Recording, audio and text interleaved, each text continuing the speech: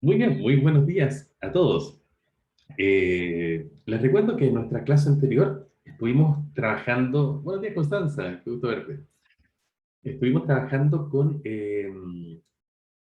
recordando algunos conceptos de sintaxis, ¿cierto? Ya que los habíamos estado trabajando el semestre pasado, hace fin del semestre pasado sobre todo, y como habíamos dedicado bastante tiempo a la morfología durante este segundo semestre, algunos de esos, por supuesto, habían quedado un poco más atrás. Así que estuvimos aprovechando de recordarlo, ¿no? Recordamos de qué se trata un verbo, por qué es tan importante, recordamos la noción de cláusula y cómo se diferencia de oración, incluimos incluso algunas diferencias entre las nociones de hasta dónde llega el estudio de la gramática y dónde empieza el texto y cómo se diferencian las relaciones que hay entre el texto, entre las diferentes partes de un texto y las partes de una expresión oracional. Bueno, todo esto para tratar de introducirnos en un tema que es el que vamos a comenzar a ver ahora, que es el de las funciones gramaticales.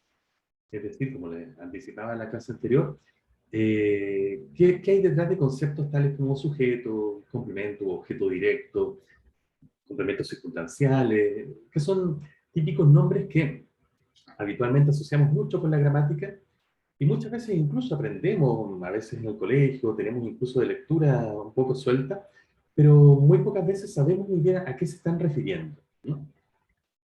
Y lo que hicimos a partir de la clase anterior y para recordar todo esto y darle un sustento, fue, bueno, revisar un pequeño video como un ejercicio, ¿no? Donde ocurrían cosas, ¿no? Y les pedí a ustedes que me dieran la tarea de describir qué es lo que pasaba en ese video. Eh, Y aquí está la descripción que ustedes me dieron la semana pasada, ¿no? Había un video en que una niña camina sobre un mono de nieve, el muñeco se mueve y la asusta, la niña se cae, los adultos la observan y se ríen. Y como ustedes me dijeron ese día, aquí tenemos en realidad varias cláusulas, ¿no? Cada una de ellas estructurada en torno a un verbo, que actúa justamente como el centro predicativo de cada una de estas expresiones lingüísticas.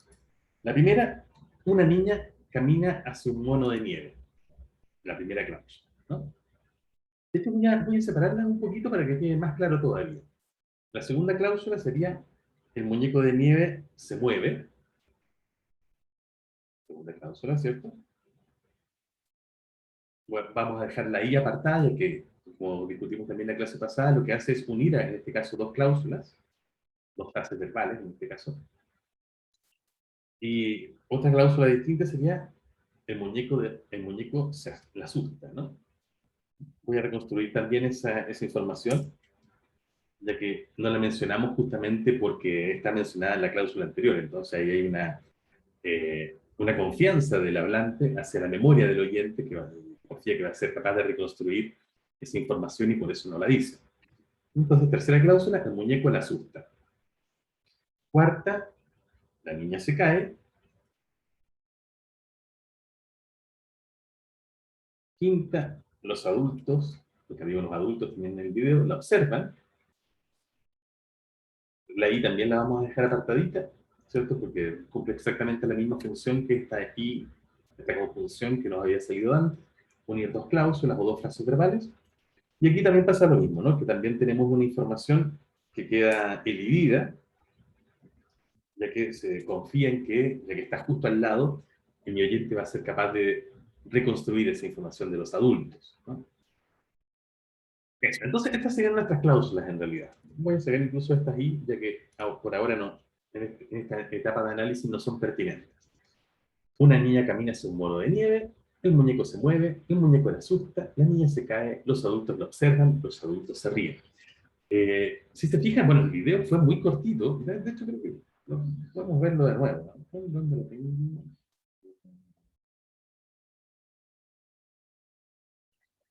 Seguro que lo tenemos un poquito olvidado. Aquí, ¿no? Para reírnos de nuevo esta mañana, con la tragedia de la niña.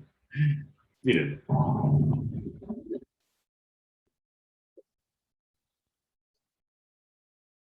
¿Cierto?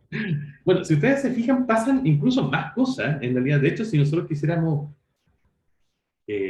alargarnos, ¿no? Contar más cosas de estas escenas, podríamos. De hecho, hay un auto que pasa frente a la cámara, bueno, hay una cámara filmándola, los adultos son tres, podríamos describirlos, podríamos describir a la niña, podríamos describir al mono de nieve, podríamos describir cómo fue su movimiento, podríamos describir cómo fue el tiempo, ¿no? Podríamos indicar que esto pasó frente a una tienda, parece que venden gorros, y describirla también, ¿cierto?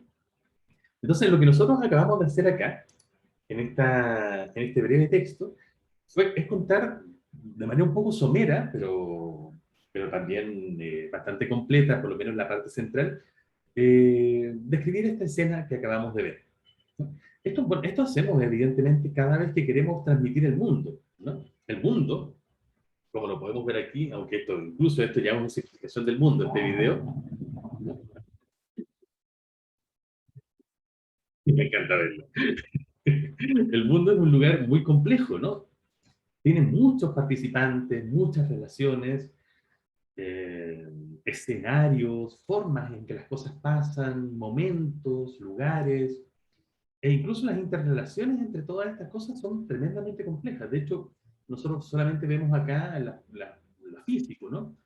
Pero si conociéramos a alguna de estas personas, si conociéramos a esta señora, por ejemplo, que aquí está en medio, por ejemplo, mi tía, yo podría también dar más antecedentes, ¿no? Ahora, no solamente por lo que observo, sino por la relación previa que yo tengo con esa persona y contarle, mira, una de las personas que se ríe de la niña es mi tía y justo no se acuerda que ella el año pasado también se cayó en la nieve y se rompió la cola, no sé, por decir cualquier cosa, ¿no? Uno podría alargar mucho porque el mundo, en efecto, es una gran masa de información que está allá afuera y nosotros cuando hacemos uso del lenguaje para transmitirle ideas a otros, para transmitirle nuestras impresiones sobre el mundo, por supuesto tenemos que hacer un ejercicio de selección.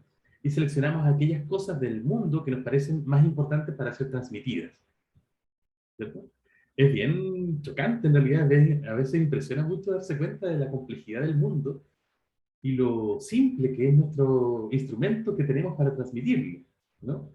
Fue un instrumento, como ustedes recordarán, un instrumento lineal que tiene una sola dimensión y por lo tanto nos obliga a elegir cosas que decir, ya que no podemos transmitir al mundo en su tremenda complejidad. Bueno, hacemos esa lección entonces y estructuramos de manera muy natural, como ustedes acaban de ver, predicaciones, es decir, hablamos sobre el mundo estructurándolo en cláusulas, que es otra forma de decir que la estructuramos en conjuntos de elementos lingüísticos estructurados en torno a un núcleo verbal. Si ustedes se fijan, y esto salió de manera muy natural, todas las distintas expresiones que ustedes usaron para describir esta escena se estructuraron en forma de cláusulas tradicionales, ¿no? En torno a un verbo.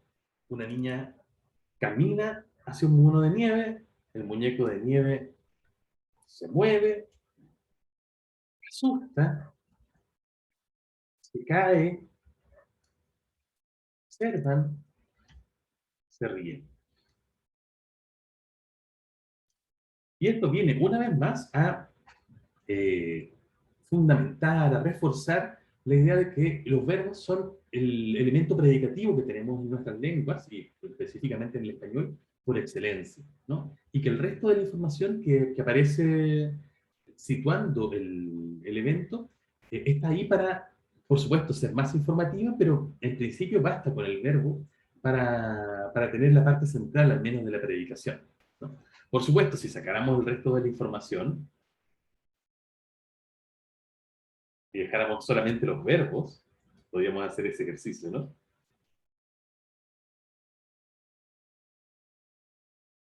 Nos quedaría algo así como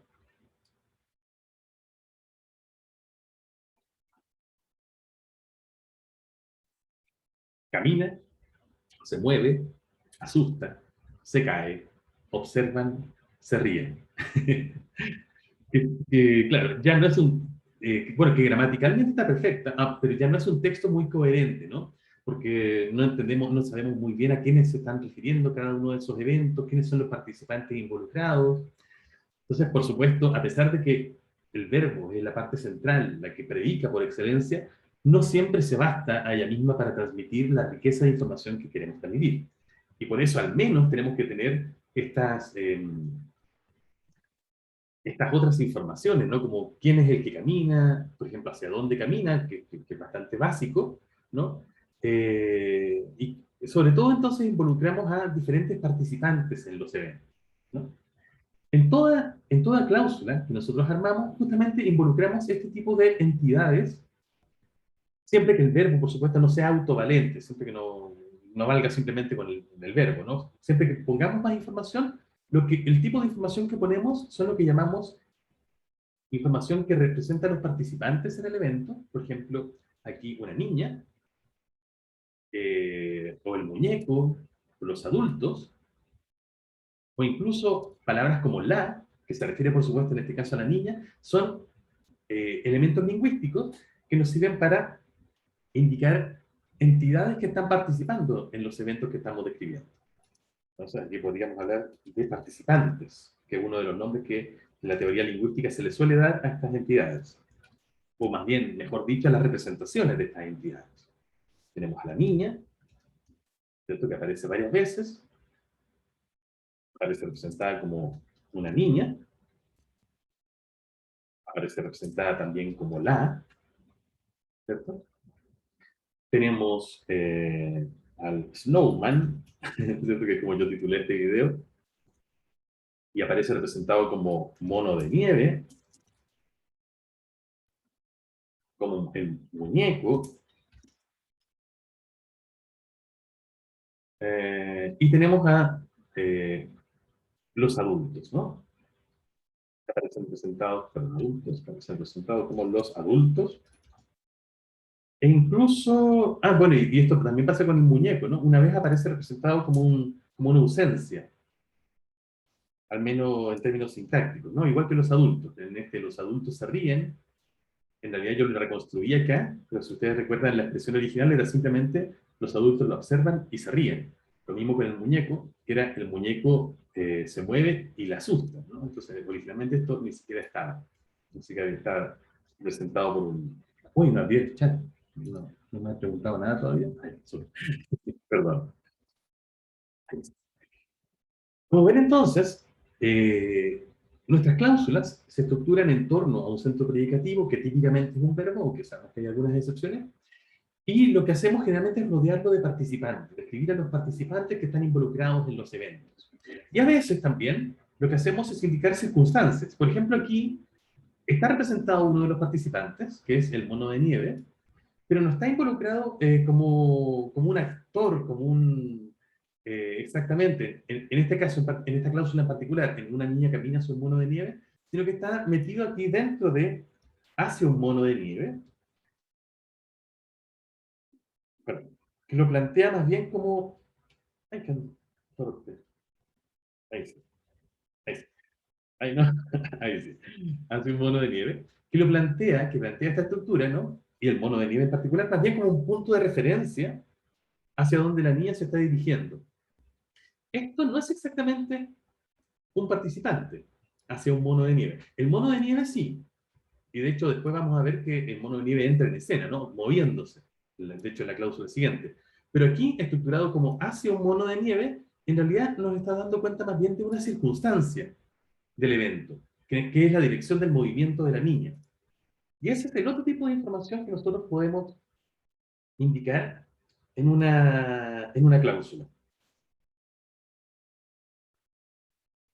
Las circunstancias que están rodeando el evento o lo están modificando.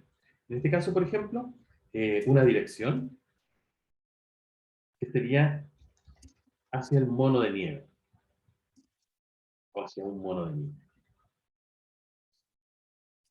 En nuestro texto original no hubo más indicaciones de circunstancia, ¿no? De hecho, era un texto un poquito escueto, casi telegráfico. Pero nosotros, si queremos contar una anécdota, podemos, de hecho, rodear a este texto o adornarlo con más información, ¿no? Por ejemplo, veamos una vez más el video. Ando un poco más sádico hoy.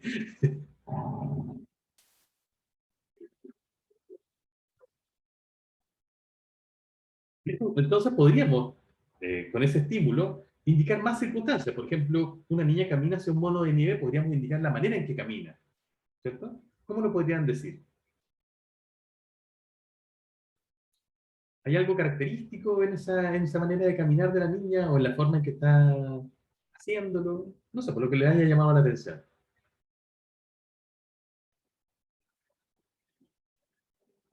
Lo- Tambaleando, por ejemplo. Una niña camina hacia un bono de nieve tambaleando, ¿no? Como típicamente caminan los niños muy chicos. Y esto, en efecto, sería otra circunstancia, ¿no? Esta información también es lingüística, pero no nos indica un participante en el evento, sino que nos muestra un modo en que algo pasa, ¿cierto? Una manera, tambaleando, ¿no? Luego el muñeco se mueve. ¿Podríamos indicar alguna otra circunstancia en que el muñeco se mueva? Perdón, incluso antes perdón, vuelvo al anterior. Claro, decíamos una niña que camina hacia un mono de nieve tambaleando, perfecto. Pero también podemos situar este evento espacialmente o temporalmente, ¿no? Por ejemplo, ¿en qué momento del día pasa esto? ¿Se atreverían a aventurarlo?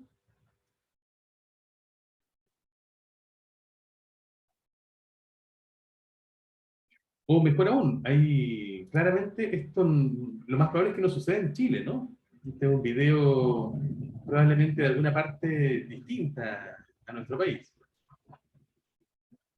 ¿Cómo lo podríamos indicar en nuestro texto? ¿Dónde ocurre esto?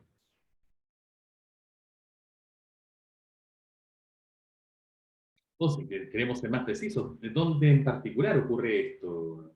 ¿En una plaza, un parque? No sé, cuéntenme, ¿qué más información podríamos darle a esta primera cláusula?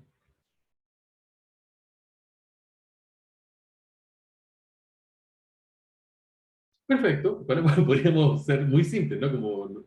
Pero está muy bien, ¿no? Como lo dice Francisco. Una niña camina en la calle hacia un mono de nieve.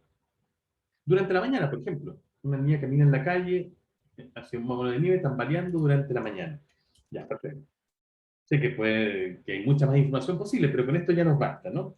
Aquí indicaríamos una información espacial, que por supuesto no es un participante en el evento, a diferencia de la niña, que claramente es nuestro protagonista, sino que es un lugar donde ocurre. Eh, eh, y tenemos una situación temporal, ¿no? Que es durante la mañana. Eh, tiempo, ¿no?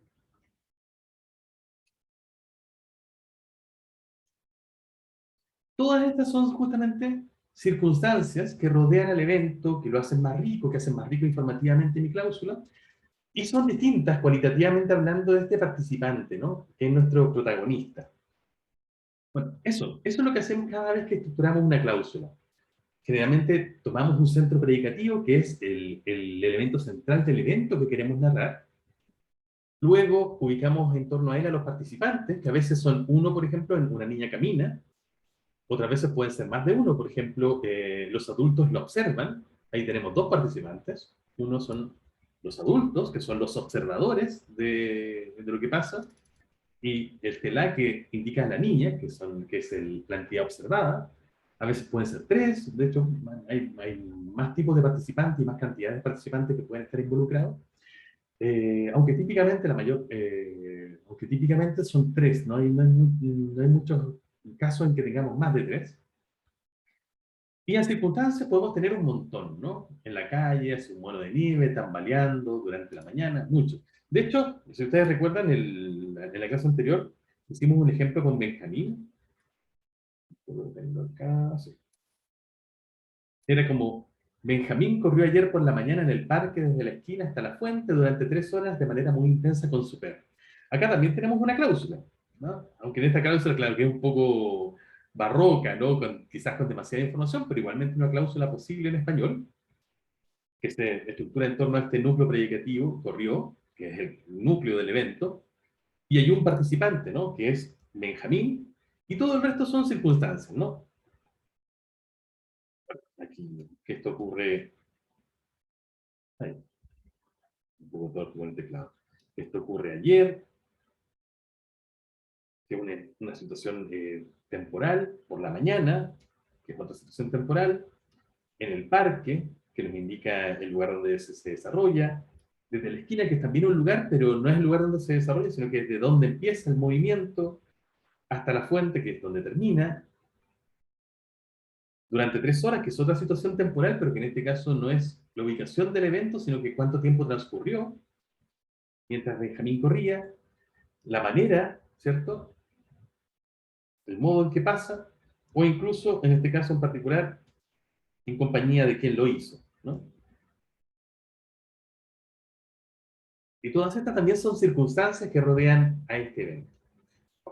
Lo que les muestro con este sencillo ejercicio, es que cada vez que nosotros hacemos uso del lenguaje para dar cuenta de algo en el mundo, es decir, para poner en ejercicio la actividad de la predicación, creamos cláusulas, y en las cláusulas tenemos nuestro centro predicativo, pero además tenemos representaciones de los participantes del mundo, como la niña, el muñeco de nieve, los adultos, y las circunstancias que rodean o enriquecen, que rodean el evento, ¿no? Y que nos sirven para enriquecer nuestra descripción o nuestra narración de lo que estamos hablando, ¿no? Las direcciones, las maneras, los lugares, los tiempos, las compañías, muchos de esos tipos de información. Eh, y cada una de estas informaciones, ya sean los participantes o las circunstancias, se materializan lingüísticamente en ciertos tipos de constituyentes, que toman también ciertos tipos de formas. Por ejemplo, típicamente los participantes toman formas como una niña, es decir, una frase nominal, o los adultos, o también una frase nominal, o un pronombre, o en algunos casos nombres propios, es decir, tienen ciertas formas de materializarse. Frases nominales, pronombres, nombres propios, esas son las más típicas. Y las circunstancias, si ustedes se fijan, se manifiestan, por ejemplo, como en la calle, con una frase preposicional, hace un mono de nieve, también una frase preposicional, durante la mañana, también una frase preposicional, o en este caso, tambaleando como un adverbio. Perdón, este es un gerundio, disculpen, un gerundio. Y aquí pasa lo mismo, ¿no? Aquí tenemos adverbios, por ejemplo, ayer, un adverbio para indicar una circunstancia, por la mañana, una frase preposicional, en el parque, frase preposicional, desde la esquina, frase preposicional, hasta la fuente, durante 3 horas, todas son frases preposicionales. De hecho, ya ustedes van a poder ver que cuando ya nos metamos un poquito más en este mundo de las funciones gramaticales, que típicamente las circunstancias se caracterizan por ser en español frases preposicionales, mientras que los participantes rara vez suelen serlo, con algunas excepciones que por supuesto vamos a ver. Bueno, eso es lo que hacemos, en esencia, cuando transmitimos el mundo. Lo estructuramos en torno a cláusulas con este tipo de información. Y estos participantes y circunstancias que están involucrados en el mundo, nosotros los transmitimos justamente a través de estas estructuras lingüísticas, frases nominales, frases preposicionales o adverbios, eh, y adquieren entonces un nombre que llamaremos para los participantes el de argumentos, y para las circunstancias el nombre de adjuntos. En otras palabras, si hacemos un análisis, perdón,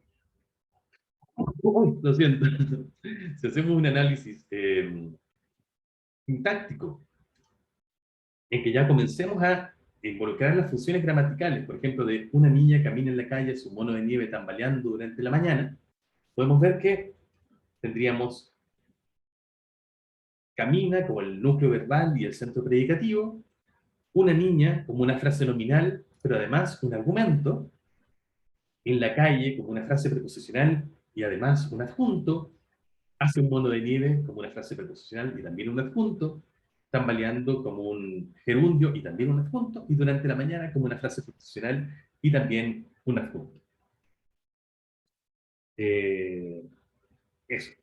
Y que luego, por supuesto, vamos a especificar muy bien, de manera más precisa, cuáles son las funciones específicas de esos argumentos y de esos adjuntos. Pero en esto consiste, en esencia, el análisis sintáctico que hace la gramática en torno a las funciones gramaticales. La principal diferencia, entonces, que tenemos que establecer cuando estudiamos una cláusula y tratamos de analizarla, es, una vez, por supuesto, dejado de lado el centro predicativo, el verbo, que además es siempre muy notorio, fácil de detectar, si el resto de los elementos lingüísticos que lo rodean, el resto de los constituyentes, son argumentos o son adjuntos. ¿Bien? Ahora, ¿cómo hacemos esto? ¿Cómo podemos identificar o diferenciar un argumento de un adjunto? Voy a borrar, voy a sacar el video, ¿no? Espero que lo mantengan siempre presente en su corazón.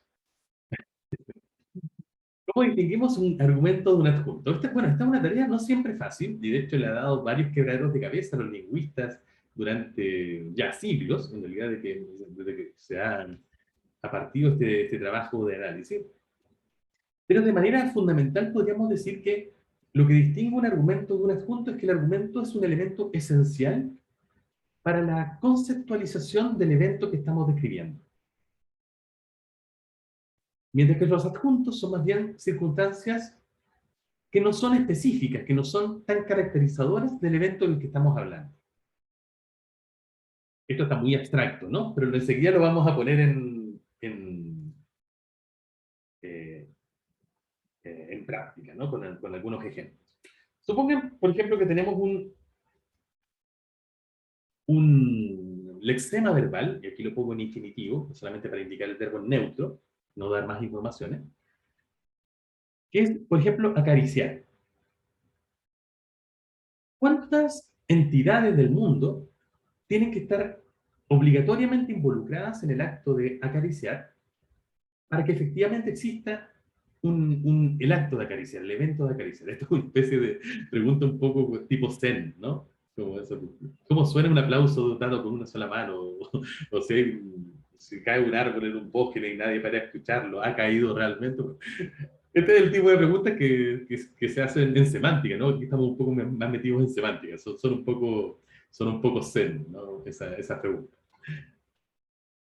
Bueno, en acariciar entonces, aquí de nuevo, estamos metidos en el mundo del significado, en el mundo de la conceptualización. Eh, ¿Qué hace falta? ¿Cuántos participantes hacen falta? ¿Y quiénes son para que haya una caricia? Elisa nos lo dice ya en el chat, ¿no? Necesariamente tenemos que tener a alguien que acaricie, ¿no? Lo podemos llamar el acariciador, y el acariciado.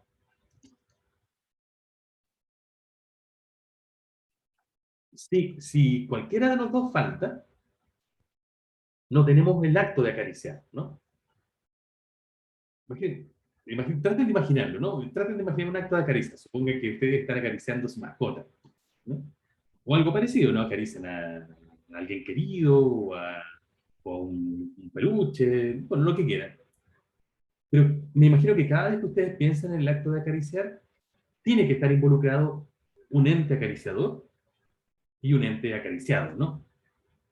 ¿Qué pasa si tratamos de hacer el experimento mental de sacar a la entidad que recibe la caricia y tenemos solamente el acariciador? ¿Se mantiene el evento o se destruye el evento? ¿No? Parece que es imposible pensar en una... Porque si sacar, por ejemplo, si yo estoy pensando en voy a acariciar a mi perrito, ¿no? Y no tengo a mi perrito, bueno, que de hecho no lo tengo aquí, lo que hago en realidad es simular el acto de acariciar, pero no estoy realmente acariciando, ¿no? O incluso en el mejor de los casos alguien podría decir que estoy acariciando el aire. Pero ya en ese caso habría un segundo participante, ¿no? Alguien que a pesar de que no siente ni caricia, al menos el que estoy acariciando, ¿no? Pero parece que para la misma edad de conceptualizar el evento de acariciar, necesitamos a dos participantes involucrados, y estrictamente a dos, ¿no? Quien sufre la caricia, o quien la sufre bien, digamos, quien es el objeto de la caricia, y además quien la ejecuta, ¿no? Quien es el agente de la caricia. También, por supuesto, si tenemos solamente un objeto que recibe caricias y no tenemos un acariciador, de hecho es como imposible incluso imaginarlo, ¿no? Porque ahí tendríamos el objeto solo, tendríamos, por ejemplo, a mi perrito, a mi mascota, pero obviamente sin un acariciador no hay evento de acariciarlo, tendríamos solo a la mascota, solamente a ese referente. Por supuesto, esto es muy evidente, ¿no? Pero como pocas veces nos paramos a pensarlo, y la mayor parte de las preguntas en semántica son así de raras, las estoy conduciendo justamente por esta reflexión, ¿no? Entonces, es bien evidente, ¿no? Que para que exista el evento de acariciar, necesariamente tiene que haber dos participantes, un acariciador y un acariciado. Por eso, entonces, típicamente se dice que el lexema verbal, o la raíz verbal de acariciar, tiene una valencia de dos argumentos.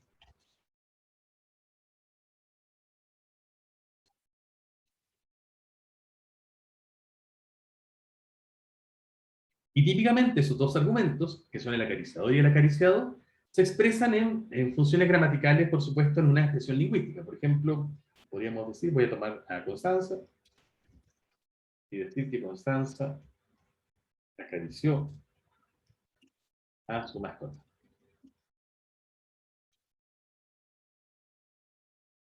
Y aquí tenemos, ¿cierto? El centro predicativo, el núcleo, el verbo acarició, y a los dos participantes, a los dos argumentos, ¿cierto? Que son Constanza y la mascota, que aparecen justamente como dos, en un caso como un nombre propio y en otro caso como una frase preposicional, pero encarnando estos dos argumentos semánticos, ¿no? Y con esto perfectamente ya tenemos una cláusula.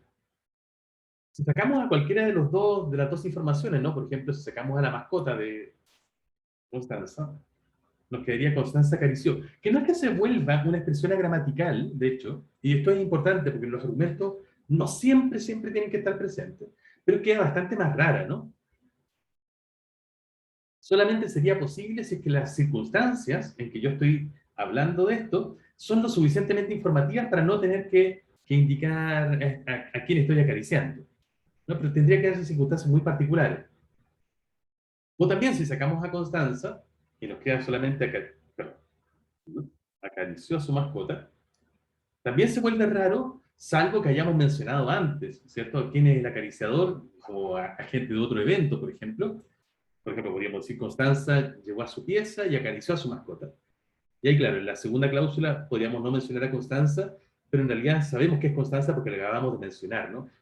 Entonces, no es que necesariamente los argumentos tengan que estar siempre, siempre presentes en una expresión lingüística, pero si es que no lo están, son por circunstancias claras, ¿no? Son circunstancias muy específicas, ¿no? No es al tuntún. Tiene que haber una razón para que no estén. Pero además, por supuesto, de esta representación de los participantes del evento de acariciar, yo puedo agregar, al igual que agregamos en el caso de la niña que caminaba hacia el mono de nieve, también informaciones relativas, por ejemplo, a la manera en que algo pasa, o podría acariciar Constanza a su mascota. Denme algunas ideas.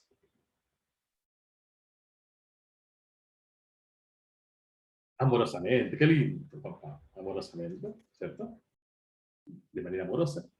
¿En qué lugar ocurrirá esto?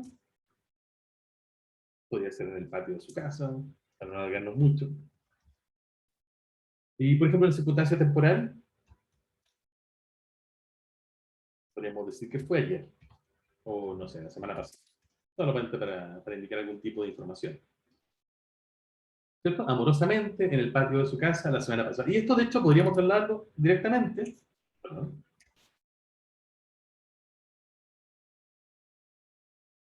a esta cláusula, y nos quedaría, por supuesto, una cláusula bastante más completa, más informativa, con estas informaciones, amorosamente, en el patio de su casa, y la semana pasada. Pero si se fijan, es bien claro que hay una diferencia cualitativa, ¿no? Entre Constanza y su mascota, por un lado, que involucran, perdón, que están materializando lingüísticamente a los participantes de este evento, y amorosamente, en el patio de su casa y la semana pasada, que se sienten más lejanos, ¿no? Son información importante, incluso puede ser la más importante que yo quiero transmitir, pero que no parece tan fundamental al evento mismo de acariciar. ¿Cierto? Son elementos más anexos. Y es por eso que todos estos son llamados adjuntos. Y los adjuntos son bastante independientes del tipo de evento del que está hablando, ¿no? En acariciar decíamos que tenía una valencia de 2, y tiene entonces dos argumentos, pero los adjuntos, como el de manera, el de lugar o el de tiempo, pueden ser estos o pueden ser muchos más. Ahí en realidad somos bastante más libres, ¿no? Porque las circunstancias también, como el mundo, ¿no? Es mucho más complejo y mucho más informativo. ¿Qué pasa con el... perdón, hasta aquí, claro, chicos? Interrúlpanme nomás que en el mundo de la semántica, y aquí estamos mezclando semántica, ya que todo esto tiene una base de significado para luego trasladarlo a la gramática, todo en el mundo de la semántica a veces puede ser un poco enredado. Así que por eso voy tan medido, ¿no? Lo hago tan pausadamente. Perfecto. Bueno, ¿qué pasaría con un verbo o con un núcleo verbal, una raíz verbal, que aquí represento como un infinitivo, como observar? ¿Cuántas entidades en el mundo tienen que estar presentes para que se produzca el acto de observar?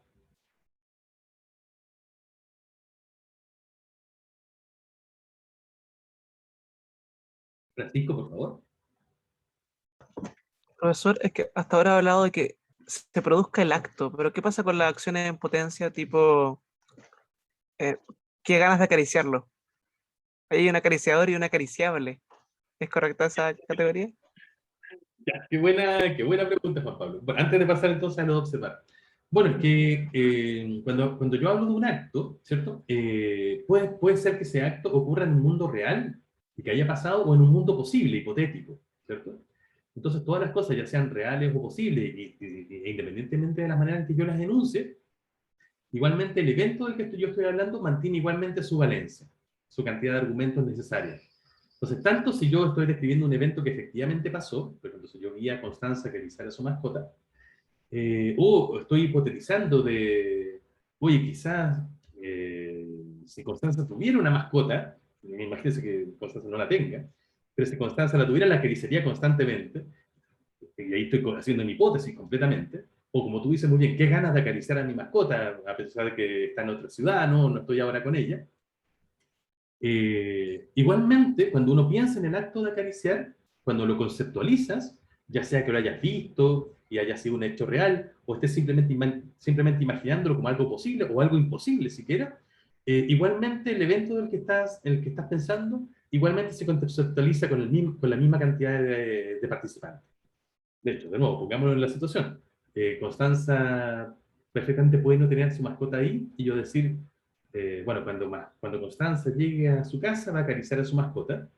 Estoy planteando una hipótesis de futuro, que se da si se cumplen ciertas condiciones, pero en esas condiciones, si es que se dan, el acto en el que estoy pensando de acariciar igualmente va a involucrar a un acariciador, Constanza, y un acariciado, que es la mascota. ¿Cierto? Entonces, independientemente si el mundo es real o es posible, el evento del que yo estoy hablando se mantiene inalterable en cuanto a su valencia. ¿Bien, Francisco? Muchas gracias. Eso. Incluso si pensamos en cosas imposibles, eh, o en cosas que no se manifiestan físicamente, ¿no? Como los actos de pensamiento, todas esas también involucran siempre el mismo número de participantes, el mismo número de argumentos. Es bastante fijo. A veces sí lo que pasa, y vamos a entrar a eso, es que no siempre es fácil determinar cuál es la cantidad exacta de entidades involucradas en un evento. Acariciar yo creo que es una de esas sencillas. Incluso bueno, ahí podríamos complicarnos un poco la vida, pero por ahora no lo vamos a hacer. Pero hay algunas otras que han sido más polémicas y no siempre los lingüistas nos hemos puesto de acuerdo en cuántos argumentos, de hecho, tiene un núcleo verbal. Eso de hecho, no siempre está tan bien definido. Pero sí es un buen punto de partida para a lo que vamos a llegar pronto, que de nuevo, que son esas funciones gramaticales, ¿no? Bueno, vamos ahora, de hecho, a seguirlo poniendo en práctica. Observar. ¿Cuántas entidades se necesitan para que el acto de la observación, ya sea real o posible, atendiendo a la pregunta muy buena de Francisco, se dé? Para que podamos conceptualizarla simplemente, el evento de observar.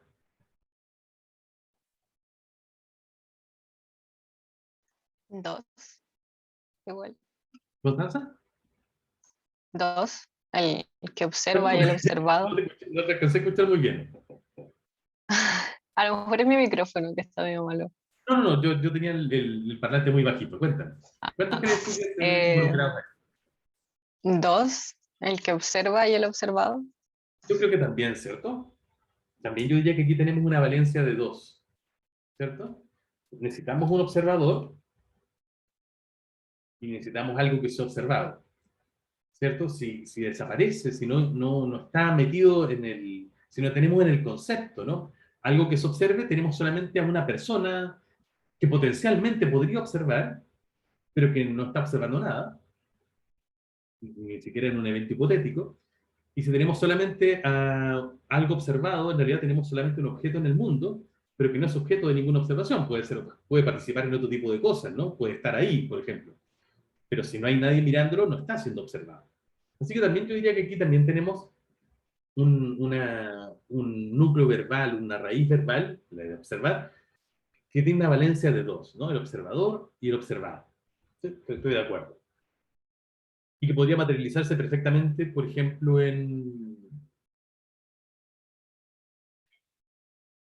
te respondo al tiro, Camila. Podría materializarse, por ejemplo, perfectamente en, no sé, la niña observa a su papá. Después ustedes me tienen que dar ejemplos, que se me ocurren puros ejemplos de libros de gramática, que son típicos ejemplos de manuales, ¿no? Pero ustedes me dan ejemplos más entretenidos. Pero aquí claramente, aunque a pesar de que el ejemplo es muy simple, tendríamos materializado lingüísticamente al observador en la niña y al papá de esa niña en el ente observado.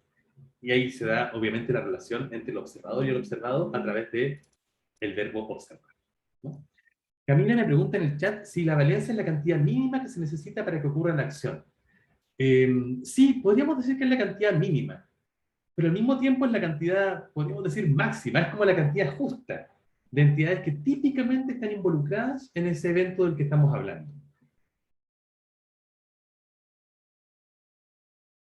De hecho, a pesar de que, de nuevo, hay algunas que son más polémicas, es como imposible, es imposible alterar el número de los argumentos. Para observar tienen que ser dos, para acariciar tienen que ser dos.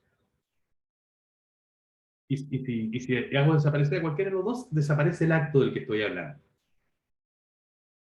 Y si aumento, por supuesto, la cantidad de información, y generalmente, como lo hicimos en el caso de acariciar, lo que aumenta, el tipo de información lingüística que doy, ya no es argumental, sino que es más bien de adjunto, son circunstancias del evento. Por ejemplo, qué otra información podríamos dar en esta cláusula tan simple, ¿no? La niña observa a su papá. ¿Qué más podemos decir de ese evento? Si lo aumentamos, claro, por ejemplo, de hecho, incluso podríamos usar los mismos que usamos para el evento, para la cláusula anterior en que hablábamos de Constanza y su mascota. Podríamos decir amorosamente, en el patio de su casa, y la semana pasada. Por supuesto, pueden ser otros, ¿no? Y pueden ser más. Pero una cosa interesante, ¿no? Es que estas informaciones, las informaciones adjuntas, las circunstancias, de hecho son como que le sirven a todo, ¿no? Y eso, de hecho, es una de las diferencias esenciales que hay justamente entre los argumentos y los adjuntos. Los argumentos son específicos, son característicos de cada verbo, de cada núcleo verbal con el que se relacionan. Así, Constanza, Constanza acarició a su mascota amorosamente en el patio de su casa la semana pasada. Constanza es un acariciador, mientras que la mascota es un acariciado. Pero en cambio, amorosamente es una manera, en el patio de su casa es un lugar, y la semana pasada es un tiempo. Fíjense, ¿qué pasa? Si acá, bueno, yo vuelvo a poner a Constanza y su mascota como participantes aquí. Y pongo entonces, Constanza observa a su mascota. Bueno, tengo que ponerlo en observó porque es la semana pasada, ¿no? Tengo que hacer un pequeño ajuste ahí.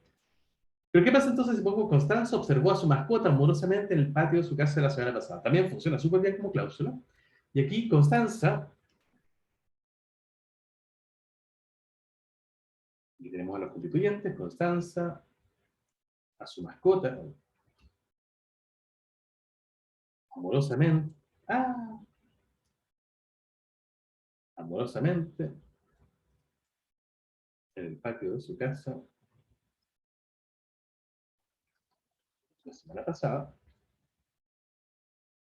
Si ustedes se fijan, aquí Constanza, en esta cláusula, ya no es un acariciador. ¿Qué es?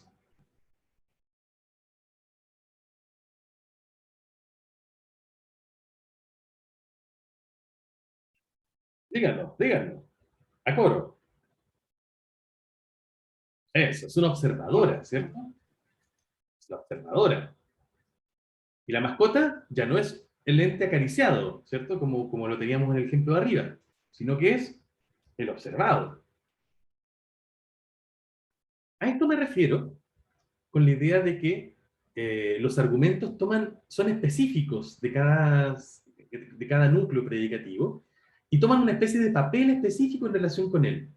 Constanza puede ser la misma Constanza, ¿no? En los dos casos, puede ser nuestra misma compañera que vemos aquí sonriente en nuestro video. Pero en un caso toma un papel de acariciador y en otro toma el papel de observadora. La mascota puede ser la misma, ¿no? Y en un caso es el acariciado y en otro caso es el observado. Y por supuesto estos papeles son no fijos, sino que van cambiando. Y de hecho cada uno de nosotros, a lo largo del día, a lo largo de su vida, toman miles, incluso millones de papeles. En algunos casos somos los acariciadores, a veces somos los acariciados, a veces somos los observadores, a veces somos los observados, a veces somos corredores, a veces somos comedores, a veces somos los comidos, es que tenemos muy mala suerte. Pero bueno, tomamos muchos papeles, ¿cierto? Y estos son justamente los que ya se llaman en lingüística los papeles semánticos. El acariciador, el acariciado, la observadora, el observado, etc. Y dependen, ¿no? Del verbo con el que se relacionan, con el centro predicativo con el que se relacionan. Es como si el verbo les asignara a los argumentos el papel que tienen que desempeñar. Es como si el verbo fuera un pequeño director de teatro, ¿no? De esta obra que es la cláusula, que está representando justamente un evento, valga la extensión de la metáfora, y le asigna como director a cada uno de sus participantes, los actores, ¿no? El papel que tienen que desempeñar en esta mínima obra teatral que es la cláusula. En cambio, estas otras informaciones lingüísticas que están materializadas en los constituyentes como amorosamente en el patio de su casa la semana pasada, siempre entregan el mismo tipo de información. Amorosamente siempre es una manera, en el patio de su casa siempre es un lugar, la semana pasada siempre es un tiempo.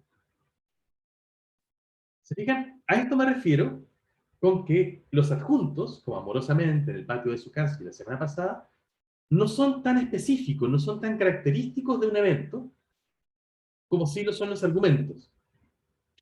La idea es que los argumentos dependen mucho del verbo para saber el papel que están desempeñando en esta obra, que es la cláusula. Mientras que los adjuntos son más independientes. No dependen en realidad de la calidad del verbo o de la información que nos está entregando el verbo para decir qué tipo de información están entregando ellos. Independientemente de si el verbo se acarició o si el verbo se observó, amorosamente va a ser siempre la manera en que algo se hace, en el patio de su casa va a ser siempre el lugar en que algo ocurre, la semana pasada es siempre el tiempo en que algo ocurre. En ese sentido son mucho menos dependientes, están mucho menos relacionadas con el núcleo verbal. Llegamos entonces aquí a dos diferencias claves entre argumentos y adjuntos. Los argumentos son esos elementos esenciales para la conceptualización de un evento y además son específicos de ese evento. Asumen cada argumento un papel semántico particular que le es dado por ese acento predicativo. Mientras que las circunstancias son mucho más externas, ¿no? Son mucho más independientes de ese evento y por lo tanto no tienen un número fijo, pueden ser más, pueden ser menos, y la información semántica que adoptan es siempre la misma, independientemente de cuál sea el verbo en torno al cual están girando. Por eso son menos específicos, son menos caracterizadores del evento. ¿Bien? Ya, una última, antes de irnos. Porque hasta el momento hemos visto núcleos verbales con valencia de 2. ¿Qué pasa con regalar? ¿Cuántos participantes, que luego se encargan en argumentos, se requieren para que exista el acto de regalar?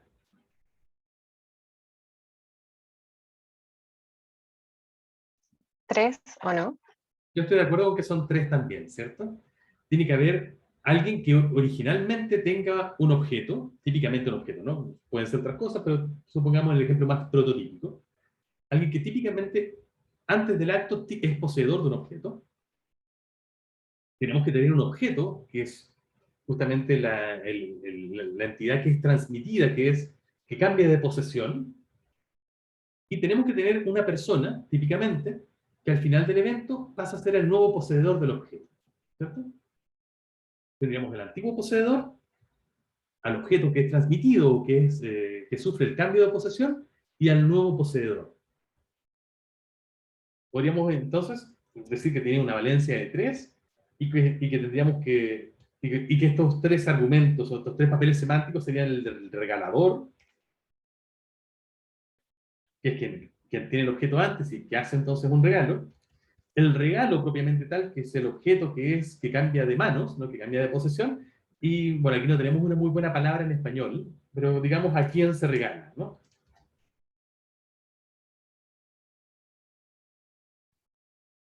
Esos son los tres papeles semánticos que típicamente están involucrados en el acto de regalar, y que típicamente también conceptualizamos así. De hecho, de nuevo, se hacemos el ejercicio de sacar a cualquiera de las dos personas involucradas, por ejemplo, el regalador, y tenemos solamente un regalo y alguien que finalmente se queda con ese regalo, no pensamos en el acto de regalar, ¿no? Pensamos quizás en hurtar algo, en robarlo, pero no en regalarlo, ¿no? Si falta alguien que lo done, ¿no? O si tenemos al donador y un regalo, pero no tenemos a quién se regala, tampoco tenemos exactamente un regalo, ¿no? Claro, en el mejor de los casos quizás tendríamos una donación, quizás, pero no diríamos exactamente regalar. Y evidentemente, si no tenemos un regalo, es decir, un objeto o algo parecido, que cambie de manos metafóricamente entre el regalador finalmente y el nuevo poseedor, tampoco tenemos un regalo, ¿no? Entonces, los tres elementos tienen que conceptualizarse mejor dicho, tienen que estar presentes en la conceptualización para que realmente tengamos este evento. Y eso hace entonces que la valencia de regalar efectivamente sea de 3. Y podríamos tener de nuevo a Constanza, y podríamos decir, Constanza regaló un hueso a su mascota, y tendríamos a los tres, ¿cierto?, participantes del evento, ahora materializados como argumentos, ¿no? Y de nuevo Constanza, que si se fijan ya toma un papel semántico distinto, ya no es acariciadora, ya no es observadora, ahora es la regaladora. Un hueso, bueno, que es un participante nuevo, un nuevo argumento que no nos había salido hasta el momento. Y la mascota, que antes había sido acariciada, que antes había sido observada, ahora es regalada, ¿no? En el sentido de que es quien recibe finalmente el regalo, ¿no? No tenemos una muy buena palabra para eso en español, lamentablemente. Pero sí es claro, creo yo, ¿no? Que son los tres los participantes involucrados. Y fíjense que de nuevo, yo podría tomar estas tres circunstancias, u otra, ¿no? Aquí estoy yéndome por lo simple, y de nuevo podríamos usarlo perfectamente para caracterizar este mismo evento. Constanza regaló un hueso a su mascota amorosamente en el patio de su casa la semana pasada. Y estas informaciones, que de nuevo son adjuntas, son más externas, son menos específicas, menos caracterizadoras, siguen informando lo mismo. Manera, lugar, tiempo. Eso es lo que diferencia un argumento de un adjunto. Bueno, con esto termino. Los argumentos típicamente corresponden a las entidades que caracterizan un evento, y que son un número específico, y ese es el número que conocemos como valencia. Toman un papel semántico particular de acuerdo con el papel que le asigna justamente este centro predicativo, este verbo, mientras que los adjuntos son mucho más libres, tienen un número indefinido y tienen una relación muchísimo más laxa con ese centro predicativo. De hecho, la información que transmiten no es dependiente de él, sino que viene por sí misma. La manera, el lugar, el tiempo y otras que veremos. ¿Bien? Súper, vamos a dejarlo hasta aquí por hoy. Creo que hemos metido harta contenido entretenido y un poco complejo, y vamos a seguirlo desarrollando a partir de la clase del miércoles. Que tengan una excelente semana, chicos. Un abrazo fuerte a todos. Perdón, Daniela. Oh, ¿querías decir algo, Daniela? Ah, ya. Ok. Un abrazo a todos. Cuídense mucho. Chao. Chao, profe. Gracias por Ya, la Chao. profe, que